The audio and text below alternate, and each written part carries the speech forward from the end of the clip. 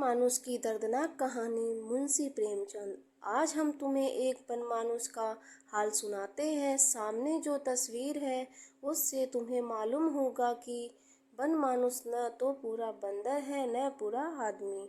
वह आदमी और बंदर के बीच में एक जानवर है, मगर वह बड़ा बलवान होता है और आदमियों को बड़ी आसानी से मार डालता है।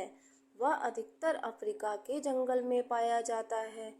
एक दिन एक शिकारी अफ्रीका के क्लब में बैठा हुआ अखबार पढ़ रहा था कि उसका एक दोस्त घबराया हुआ कमरे में आया और बोला, एक हबशी बहुत दूर से यहाँ आया है और कहता है कि पास के जंगल में एक नर बनमानुष निकला है जो सिर्फ आदमियों को मार रहा है।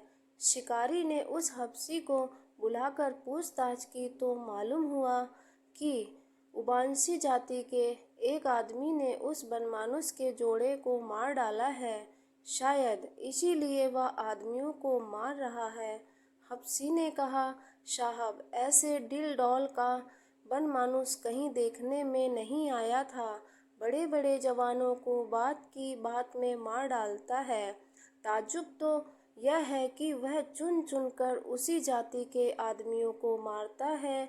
अब तक करीब 10 उबांसियों को मार चुका है। शिकारी शेर का शिकार करने आया था, पर उसने दिल में सोचा, यह बनमानुष तो शेर से भी ज्यादा खौफनाक है। पहले इसी को क्यों न मारूं।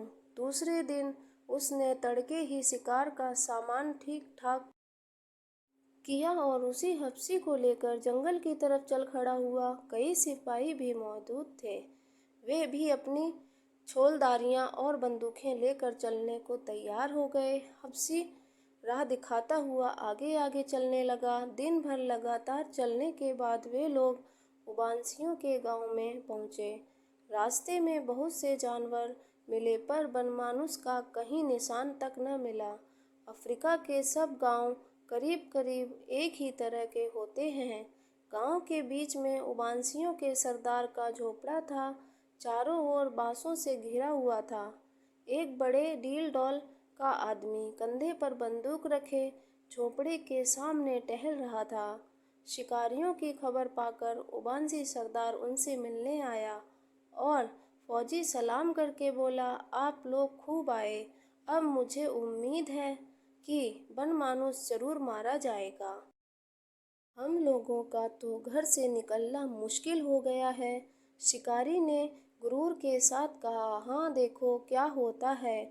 आए तो इसी इरादे से हैं। शिकारियों ने सरदार के झोपड़े के पास ही अपनी छोलदारियां लगा दीं और पेट देवता की पूजा करने की फिक्र करने लगे कि अचानक किसी के करहाने की आवाज आई, जैसे उसका कोई मर गया हो। शिकारी ने पूछा, यह कौन रो रहा है? हबशी ने घबराई हुई आवाज में कहा, हुजूर, यह वही बनमानुष है। दिन भर अपने मुर्दा जोड़ों के पास बैठा रोता है और रात होते ही इधर उधर घूमने लगता है।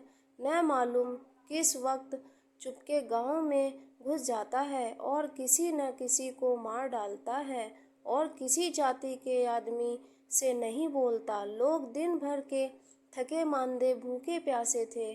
बनमानुष का शिकार करने की किसे सूझती थी। जब लोग खा पी कर फारिग हुए तो सलाह होने लगी कि बनमानुष का शिकार कैसे किया जाए। उबांसी सरदार ने कहा, रात को आप लोग उसे नहीं पा सकते, दिन को ही उसका शिकार हो सकता है। शिकारियों को भी उसकी सलाह पसंद आई।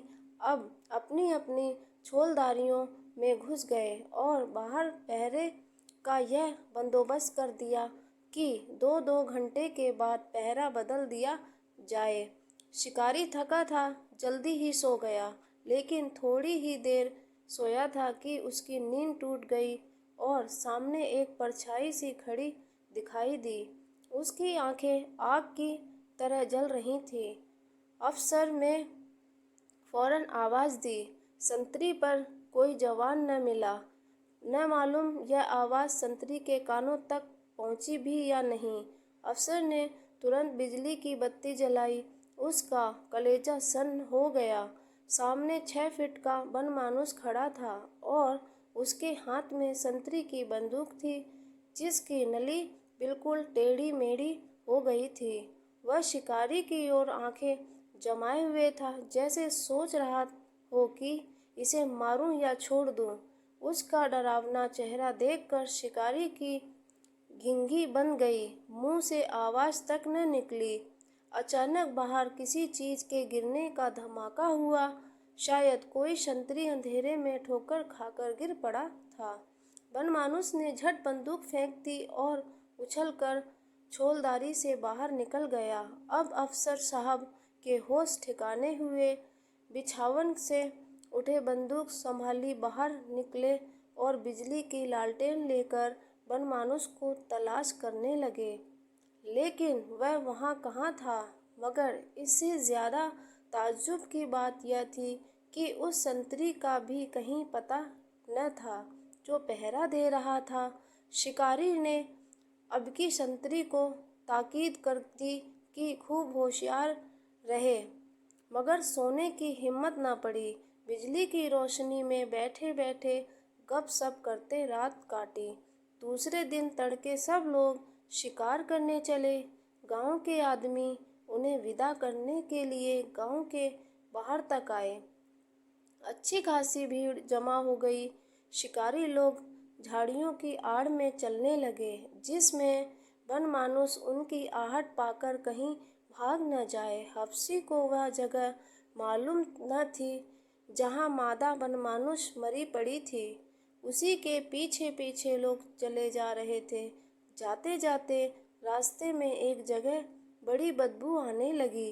हफ्सी सहम कर ठिठक गया और कान लगा कर सुनने लगा। वहीं रोने की आवाज सुनाई दी। शिकारी ने अपने साथियों से कहा, तुम लोग बंदूकें तैयार रखो, मैं आगे आगे चलता हूँ। मगर अभी 200 कदम भी न गया था कि उसे वह बनमानुस नजर आया। मगर वह अकेला न था, उसके जोड़े की लाश भी वहीं पड़ी हुई थी। बनमानुस उस लाश पर झुका हुआ अपने दोनों हाथों से छाती पीट पीट कर रो रहा था। उसके चेहरे से ऐसा मालूम हो रहा था मानो वह अपने जोड़े से कह रहा था कि एक बार फिर उठो, चलो यह देश छोड़कर उस देश में जाकर बसें जहाँ के आदमी इतने निर्दयी, इतने कठोर नहीं हैं। जब वह देखता था कि उसके इतना समझाने पर भी मादा न बोलती है और न हिलती है, तो वह छाती पीट पीट कर रोने लगता था। यह हाल देखकर शिकारी का दिल दर्द से पिघल गया। बंदूक उसके हाथ से गिर पड़ी। शिकारी का जोश ठंडा हो गया। साथियों को लेकर वह डेरे पर लौट आया। सब लोग वहां बैठ कर बातें करने लगे। देखो, जानवरों में भी कितनी मोहब्बत होती है। लाश सड़ गई है मगर नर अभी तक उसे नहीं छोड़ रहा है। उबांसियों ने यह बहुत बुरा काम किया कि उसके जोड़े को मार डाला। अभी यही बातें हो रही थी कि देखा, कई आदमी एक लाश लिए चले आ रहे हैं। शिकारी लाश को फौरन पहचान गया। यह उस संतरी की लाश थी। मालूम हो गया कि उसी बनमानुस ने रात को उसे मार डाला है। शिकारी क्रोध से अंधा हो गया। बोला, अब इस दुष्ट को किसी तरह न छोड़ूंगा। ऐसे खूनी जानवरों पर दया करना पाप है। आज उसका काम तमाम करके दी दम लूंगा। यह कहकर वह फिर उसी जगह जा पहुंचा जहां मादा मरी पड़ी थी, मगर अब की बार बनमानुस वहां न दिखाई दिया। तब यह लोग उसके पैर का निशान देखते हुए उसकी खोज में चले। आखिर एक पहाड़ी के नीचे से, जहां एक पहाड़ी नदी बहती थी, बनमानुस आता हुआ दिखाई दिया। उसकी देह से बूंद बूंद पानी टपक रहा था। मालूम होता था अभी नहा कर निकला है। शिकारियों को देखते ही पहले तो वह गरज उठा, फिर किसी शोक में डूबे हुए आदमी की तरह छाती पीट पीट कर रोने लगा। वह लोग चुपचाप खड़े रहे। जब वह बिल्कुल पास आ गया तो अफसर ने उसके कंधे पर निशाना लगाकर गोली चलाई। वह जोर से चीखा और गिर पड़ा। उसका एक कंधा जख्मी हो गया था, पर वह तुरंत ही दूसरे हाथ के सहारे अफसर की तरफ दौड़ा। अफसर ने अबकी उसकी छाती पर गोली चलाई। शिकारियों ने समझा उसे मार लिया, मगर वह झट एक चट्टान फांदकर भागा और जंगल में घुस गया। शाम होने को थी। अब उसे ढूंढना बेकार समझकर शिकारी डेरे की तरफ लौटे, क्योंकि यह मालूम था कि वह घायल हो गया है। फिर भी लोगों ने पहरे का बंदोबस्त किया और खा पी कर सोए। रात भर सब लोग आराम से सोते रहे। अफसर साहब की नींद खुली थी कि एक हफ्सी दौड़ा हुआ आया और बोला, साहब वह तो फिर रो रहा है। अफसर ने ध्यान से सुना। हाँ, यह तो वही रोने को आवाज है। लोगों ने झटपट कपड़े पहने और बंदूकें लेकर रवाना हो गए। उस जगह पहुंचकर ये लोग झाड़ियों की आड़ से दोनों वनमानुषों की अंतिम प्रेम लीला का तमाशा देखने लगे। देखा कि वह अपने जोड़े की लाश को अपने खून से रंगी हुई छाती से दबाकर रो रहा है। उसकी आंखों में नशा सा छाया हुआ मालूम होता था, जैसे कोई शराब के नशे में चूर हो। यह दर्दनाक मजारा देखकर शिकारियों की आंखें भी आंसू से तर हो गईं।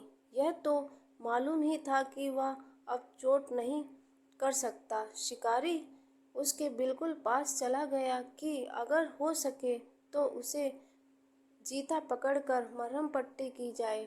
उसे देखते ही वनमानुष ने बड़ी दर्दनाक आंखों से उसकी ओर देखा, मानो कह रहा, क्यों देरी करते हो? एक गोली और चला दो कि जल्द इस दुख भरे संसार से विदा हो जाऊं। शिकारी ने ऐसा ही किया। एक गोली से उसका काम तमाम कर दिया। इधर बंदूक की आवाज हुई, उधर वनमानुष चित हो गया। मगर आवाज के साथ ही शिकारी का दिल भी कांप उठा।